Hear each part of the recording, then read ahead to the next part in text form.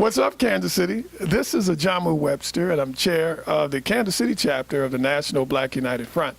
And we are here at our 38th National Convention right here in Kansas City. And it is indeed my honor and pleasure to present to you Professor Gerald Horne. Now, Professor Horne is a professor at the University of Houston, but he is a preeminent scholar on the history of Africans and African Americans, particularly as relates to the history of our resistance. And I call him someone who goes back and undoes the fairy tales that we've learned about our role in history in this country. So Professor Horne is here with us, and I just want to say thank you, Professor Horne. Thank you for inviting me. And of the many things that you've worked, you've written more than 30 books. I hear now that you're doing work right here about Kansas City. Can you talk a little bit about your project in Kansas City? Well, I'm doing a book on the political economy of the music we call jazz. And if you talk about that music, then you have to talk about Kansas City. And I'm looking particularly at the so-called Pendergast machine, this political machine dominated by Irish Americans that arises in Kansas City that turns this into a sort of Las Vegas of the Midwest, which was the conditioned precedent to all these jazz clubs opening. And so I've been going to archives, University of Missouri, Kansas City, the Kansas City Public Library, the National Archives Branch, the Truman Library, et cetera, trying to uncover this story. You mean tell me you've been walking around here at Kansas City all this time doing research and we didn't know about it, and so we're glad to have you, and it's a tremendous honor. But I'd like for you to say a couple of things. What is it that you would say to people about the history of jazz, do you think, and its relationship to the political economy that they may not be aware of, something that's an uncommon point? Well, particularly in Kansas City is the connection to organized crime. And that's what basically operated the clubs, for example.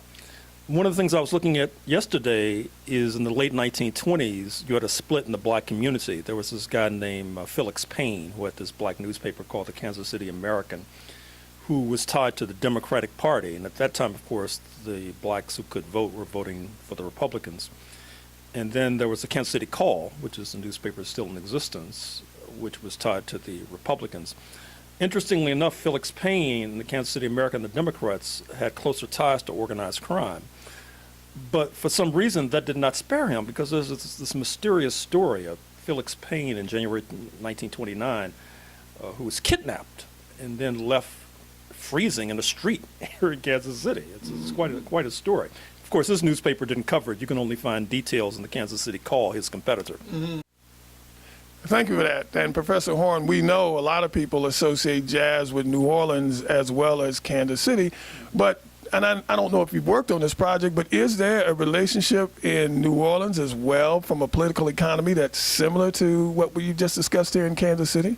Well, to a degree. I mean, there's certainly the organized crime connection in New Orleans. New Orleans had one of the more thriving branches of organized crime in the United States of America.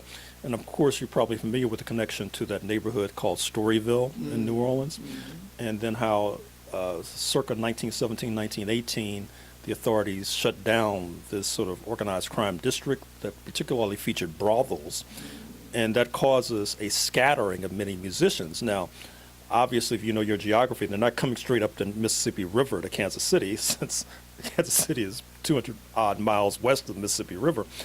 But they are getting here, and they're also getting to Chicago and also getting to St. Louis after the crackdown on vice in New Orleans. Interesting. Now, we have the American Jazz Museum here in Kansas City. Would you consider at some point doing a lecture there to bring us up to speed on the history of Kansas City from the standpoint of the political economy and the whole organized crime connection? Well, sure. I mean, I'll probably start writing this book at the end of this year or the beginning of next year. So after the book comes out, for sure. Okay. I want to ask you now, you're working on other projects. Could you talk a little bit about the projects you're working on now? Well, the next few months, I have a number of books coming out. One on the roots of slavery, white supremacy, and capitalism of the 17th century. And then I have a book coming out on black people in aviation. And then I have a book coming out on the black press. That'll be out actually in a few weeks.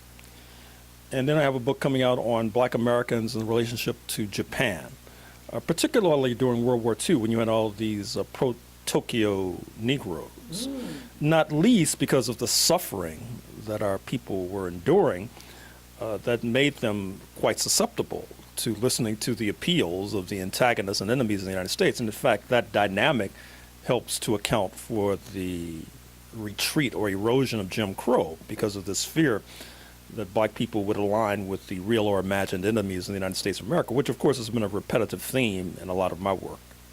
Absolutely. And I know you talk about that in your book, The Counter-Revolution of 1776. So just a closing comment for you, just looking at your work, and can you talk a little bit about how you progressed through the work you've done, and where is that leading you to at this point? Well, when I first got involved in writing history, it was on the 20th century, on 20th century radicals and socialists like Paul Robeson, for example, who I published a book on. But I felt that in order to really understand the black condition, I had to keep going back in time, which is why this book I just made reference to deals with the 1600s. And one of the themes that I keep coming up with is the fact that in order to escape the atrocities to which black people have routinely been associated with, that is to say, inflicted upon us, that we had to make alliances, particularly with powerful foreign antagonists of Washington. And I would dare say that one of the problems in the United States, that black people have in the United States today, is that kind of thinking has dissipated. And I think it's, in part, it's a reflection of the retreat of Jim Crow post Brown versus Board of Education, 1954, the Supreme Court decision that basically said that U.S. apartheid was no longer viable. And I think that that helped to introduce more class tensions and divisions and ideological divisions in our community that has caused many to lose sight of that fundamental tenet, which is, of course, what I'll be delivering to the National Black United Front Convention in a few moments when I give this keynote address. Professor Horne, thank you so much, and we look forward to hearing your keynote address later on. And just for the folks here in Kansas City, if you want to join the National Black United Front, you can reach out to us on Facebook, or you can reach out to us on our website.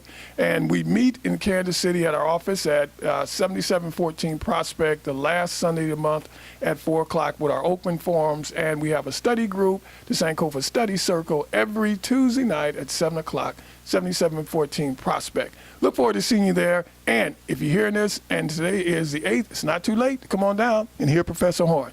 What's up, Kansas City? We'll see you soon. This program is sponsored by. This program is sponsored by. This program is sponsored by. This program is sponsored by. This program is sponsored by. This program is sponsored by. This program is sponsored by. This program is sponsored by.